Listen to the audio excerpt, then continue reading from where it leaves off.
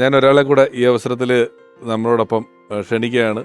നിരവധി ചിത്രങ്ങളിൽ രാജൻ പി ദേവിന് മികച്ച വേഷങ്ങൾ സമ്മാനിച്ച ഒരാൾ, ഒരുപക്ഷെ ഇത്രയും വില്ലനായിട്ടൊക്കെ നിൽക്കുന്ന സമയങ്ങളിൽ നിന്ന് മികച്ച കഥാപാത്രങ്ങൾ അദ്ദേഹത്തിന് കൊടുത്തിട്ടുള്ള ഒരാൾ, മലയാള സിനിമയിൽ തിയേറ്ററുകളെ പിടിച്ചുകുലുക്കിയ, തിയേറ്ററുകളിൽ വലിയ വലിയ പൊട്ടിച്ചിരികളും കയ്യടികളും സമ്മാനിച്ച സംവിധായകൻ. സ്വാഗതം ചെയ്യുന്നു പ്രിയപ്പെട്ട ഷാഫി സാർ.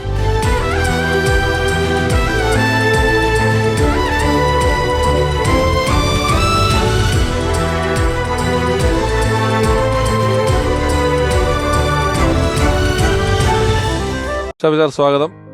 ബെന്നിച്ചേട്ടനെ കിട്ടിയോണ്ട് കുറേയധികം നേരം നാടകത്തിനെ പറ്റിയൊക്കെ പറഞ്ഞുകൊണ്ടിരിക്കുകയായിരുന്നു. ഷാഫി സാറിന് അങ്ങനത്തെ ഒരു നാടക പരിപാടികൾ ഏതെങ്കിലും കാലത്ത് ഉണ്ടായിട്ടുണ്ടോ? ഇല്ലല്ലോ. ചെറുപ്പത്തിലൊക്കെ ചെറിയ അങ്ങനത്തെ പ്രൊഫഷണൽ നാടകങ്ങളില്ല അല്ലേ? അപ്പം ഷാഫി സാർ കാണുമ്പോഴത്തേക്ക് രാജൻ പി ദേവ് സാർ പൂർണ്ണമായിട്ടും സിനിമാ നടനാണ്, വളരെ പോപ്പുലർ ആയിട്ടുള്ള. അല്ല, എനിക്ക് കാട്ടുകുതിര സമയത്തെ അറിയായിരുന്നു. കാട്ടുകുതിര എന്ന് പറയുന്ന നാടകത്തിലൂടെയാണല്ലോ രാജേട്ടൻ ഭയങ്കര പ്രശസ്തനായത്. അപ്പം നമ്മൾ വളരെ ചെറുപ്പത്തിൽ സിനിമ കണ്ട് ശീലമുള്ള ആളാണ്. നാടകങ്ങൾ കാണുമായിരുന്നു. കാട്ടുകുതിര കാണാൻ പറ്റിയിട്ടില്ല കേട്ടോ എനിക്ക്. ആ സമയത്ത് എന്തോ മിസ്സായി പോയതാ. പക്ഷെ ആ ക്യാരക്ടറിന്റെ 100 പേര് വന്ന് കഥ പറഞ്ഞ നാടകം കംപ്ലീറ്റ് അറിയാം. അങ്ങനെ പിന്നീട് മറ്റേ ഹരിശ്രീയിൽ വന്നപ്പോഴുള്ള നാടകങ്ങളിൽ അപ്പൊ രാജേട്ടനെ എല്ലാവർക്കും കേരളത്തിൽ നല്ല പ്രശസ്തനായിരുന്നല്ലോ. അതെ, എനിക്ക് തോന്നുന്നത് ഈ കാർലോസ് എന്ന് പറയുന്ന ഇന്ദ്രജാലത്തിലെ കഥാപാത്രമായിട്ട് അഭിനയിക്കുമ്പം ഓൾറെഡി പ്രശസ്തനായ ഒരു നാടകത്തിലുള്ള ആളാണ് ഈ സിനിമയിൽ ഇന്നോവേഷൻ ചെയ്യുന്ന രീതിയിൽ തന്നെ ഉള്ളൊരു പോപ്പുലാരിറ്റി ഉണ്ടായിരുന്നു. ഒരു പുതിയ നടന്നുള്ള രീതിയിലല്ല വന്നത്. അത് ഈ അവാർഡ് കിട്ടിയെന്ന് പറഞ്ഞില്ലേ, എൻ്റെ നാടകത്തിൽ സ്റ്റേറ്റ് അവാർഡ് കിട്ടിയപ്പോൾ പുള്ളിയുടെ ഒരു ഇന്റർവ്യൂ മലയാള മനോരമയിൽ വന്നു. ആ ഇന്റർവ്യൂവിൽ സിനിമയെക്കുറിച്ചുള്ള, അപ്പൊ കാട്ടുകുതിര സിനിമയായ സമയമാണത്. കാട്ടുകുതിര സിനിമയായപ്പോ തിലകൻ ചേട്ടനല്ല റോൾ ചെയ്ത്. അപ്പോൾ അതിനെക്കുറിച്ചൊക്കെ ഡിസ്കഷൻ ഈ ഇന്റർവ്യൂവിൽ ഉണ്ടായിരുന്നു.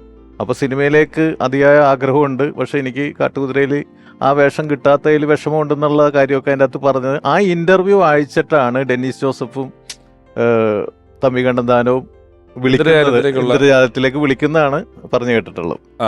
ശരിക്കും പറഞ്ഞു കഴിഞ്ഞാല് ഈ കാർലോസ് ഒക്കെ വരുന്നതിന് മുമ്പ് സിദ്ദിഖ് ലാൽ സ്ക്രിപ്റ്റ് എഴുതിയ ഒരു പടമുണ്ട്, പപ്പൻ പ്രിയപ്പെട്ട പപ്പൻ. സത്യജിക്കാണ് ഡയറക്ട് ചെയ്ത ആ പടത്തിൽ നല്ലൊരു വേഷം ചെയ്തിട്ടുണ്ട്. കോമഡി വില്ലൻ അങ്ങനെ അതിൽ ചെയ്തിട്ടാണ് പിന്നെ ഇത് വരുന്നത്. അതിനുശേഷം പക്ഷെ കാർലോസ് എന്ന് പറഞ്ഞാലേ അറിയുള്ളൂ. പിന്നെ ഇപ്പൊ അദ്ദേഹത്തിന് അത് തുടരാൻ പറ്റി എന്നുള്ളതാണ്. കാരണം ഇപ്പം നമ്മളിപ്പോൾ ഈ ഇടയ്ക്ക് മോഹൻദാസ് സാർ നമ്മളെ വിട്ട് പിരിഞ്ഞു പോയി. അപ്പം കീരിക്കാടൻ ജോസ് എന്ന് പറയുന്ന ഒരു വില്ലൻ ചെയ്യുന്നു. ഒരു സിനിമ ഒരു വില്ലൻ, അതാണ് ഏറ്റവും ജനകീയരായ ക്യാരക്ടർ. 30 വർഷം കഴിഞ്ഞിട്ടും നമ്മൾ ആ വില്ലനെ പറയുന്നുള്ളൂ. പക്ഷേ രാജൻ പി ദേവിൻ്റെ ഒക്കെ ഒരു പൊട്ടൻഷ്യൽ നമ്മൾ മനസ്സിലാക്കുന്നത് കാർലോസ് കഴിഞ്ഞിട്ട് പതുക്കെ കാർലോസിൽ നൂരാൻ പറ്റി. കാർലോസ് എന്ന് പറയുന്നൊരു വില്ലനിൽ നിന്ന് അവനവനെ ഊരിയെടുത്ത് കൊണ്ടുപോയി എല്ലാ സിനിമകളിലും വേറെ വേറെ തരങ്ങളിലേക്ക് കൊണ്ടുപോകാൻ പറ്റിയിട്ടുള്ളൊരു അതുല്യ നടനായിരുന്നു എന്നുള്ളതാണ് അല്ലേ? ഇതിൻ്റെ ഒരു ഉദാഹരണം പറയുകയാണെങ്കിൽ, ഇപ്പോൾ ഞങ്ങൾ ഒന്നിച്ച് ചെയ്ത പടമാണല്ലോ തൊമ്മനും മക്കളും. പിന്നെ ചേട്ടൻ എഴുതി, ഞാൻ ഡയറക്റ്റ് ചെയ്ത. അപ്പോൾ അതിൻ്റെ തമിഴ് ചെയ്തിരുന്നു. വിക്രമാണ് അഭിനയിച്ചത് തമിഴിൽ. അപ്പോൾ വിക്രമിന് എന്താണ് ചാന്തുപൊട്ട് ഇവിടെ വളരെ ഹിറ്റായിട്ട് ഓടിക്കൊണ്ടിരിക്കുന്നത്. ചാന്തുപൊട്ട് കാണണമെന്ന് പറഞ്ഞു. അപ്പോൾ എന്നെ കൂട്ടു വിളിച്ചിട്ട് ഞങ്ങൾ ഒന്നിച്ചാണ് കണ്ടത് സിനിമ കണ്ടിട്ട് പുള്ളി പുറത്തിറങ്ങിയിട്ട് ആദ്യം പറഞ്ഞത്, ഈ തൊമ്മനും മക്കളിലെ രാജൻ പി ദേവും ചാന്തുപൊട്ടിലെ രാജൻ പി ദേവും തമ്മിൽ ഒരു ബന്ധമില്ല, 2 ആൾക്കാരാണ് തോന്നുന്നു. സത്യമാണ്. അതാ. അപ്പം പുള്ളി എന്നിട്ട് എടുത്തു പറഞ്ഞു, മലയാളത്തിലെ ആർട്ടിസ്റ്റുകളിലെ ഒരു സംഭവം അതാണ്. ഓരോ കഥാപാത്രങ്ങളായിട്ട് മാറുമ്പോൾ അതിൽ വ്യത്യാസമല്ല. മറ്റേ ചോട്ടാ മുംബൈയിലുള്ള പാമ്പ് ചാക്കോ വേറൊരാളല്ല, 100% ബോഡി ലാംഗ്വേജ് മാറല്ലേ. അത് നമുക്ക് അങ്ങനത്തെ ഒരു പിടി നടന്മാരുണ്ടായിരുന്നു എന്നുള്ളതാണ്. അത് പ്രേക്ഷകരോട് ഒരു കാര്യം കൂടെ, പലർക്കും അറിയാവുന്ന കാര്യമുണ്ട് എങ്കിലും ഈ ചാന്തുപൊട്ടിനെ കുറിച്ച് പറഞ്ഞതുകൊണ്ട് പറയുകയാണ്. ചാന്തുപൊട്ട് എന്ന് പറയുന്ന സിനിമയും ബെന്നിച്ചേട്ടന്റെ നാടകമായിരുന്നു.